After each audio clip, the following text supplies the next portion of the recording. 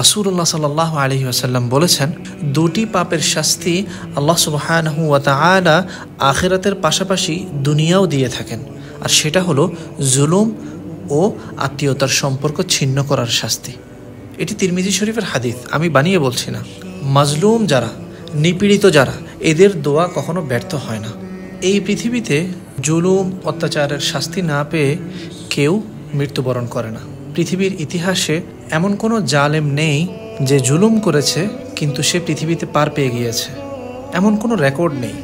এটা পৃথিবীর একেবারে শুরু লগ্ন থেকেই সর্বপ্রথম যে হত্যাকাণ্ড সৃষ্টি করে এই পৃথিবীতে সে হলো কাবিল, যে কিনা আদম আলাইহিস সালামের সন্তান হাবিলকে হত্যা করেছিল।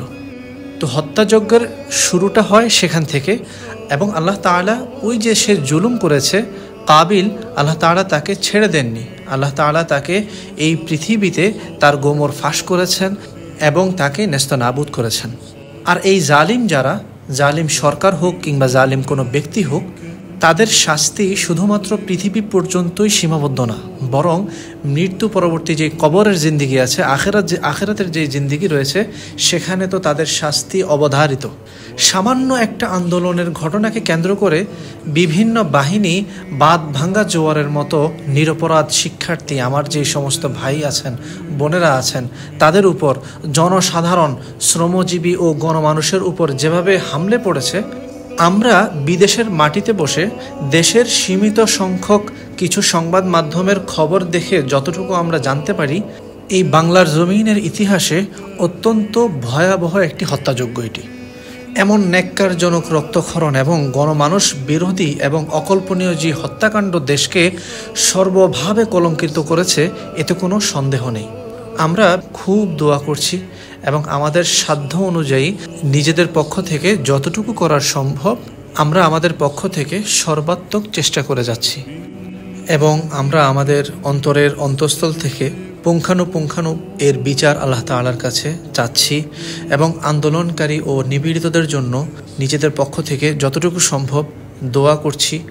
যারা মৃত্যুবরণ করেছেন, আল্লাহ তাআলা তাদের শহীদি মৃত্যু দান করুন, তাদের পরিবারের জন্য উত্তম ব্যবস্থা করে দিন আল্লাহ তাআলা, আর জালিমের বিচার ও শাস্তি অতি দ্রুত ত্বরান্বিত করুন। মাজলুমের অশ্রু ফোঁটা ও অন্তরের অভিশাপ পতনের অন্যতম কারণ। বর্তমানে আমাদের দেশের সকল মানুষই মজলুম, অত্যাচারিত। মজলুমের আর্তনাদের ফলে আল্লাহ তাআলার পক্ষ থেকে জালিমদের উপর নেমে আসে কঠিন আযাব।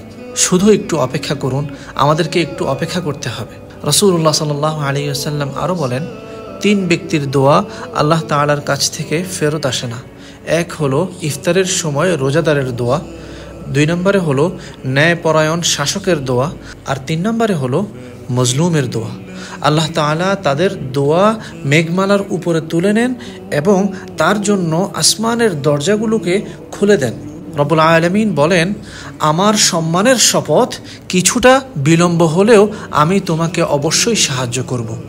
রাসূলুল্লাহ সাল্লাল্লাহু আলাইহি ওয়াসাল্লাম অন্য এক হাদিসে ইরশাদ করেন, তোমরা মাজলুমের দোয়ার ব্যাপারে খুবই সতর্ক থাকো, কেননা মহান রব্বুল আলামিন এবং তার দোয়ার মাঝে কোনো পর্দা থাকে না। মহান রব্বুল আলামিনের কাছে আমরা মনের অন্তঃস্থল থেকে দোয়া করি, প্রার্থনা করি, তিনি যেন আমাদেরকে জালিমের অত্যাচার নিপীড়ন থেকে রক্ষা করেন এবং মজলুমের অভিসম্পাত থেকে বাঁচিয়ে রাখেন। নাসরুম মিনাল্লাহি ওয়া ফাতহুন করিব।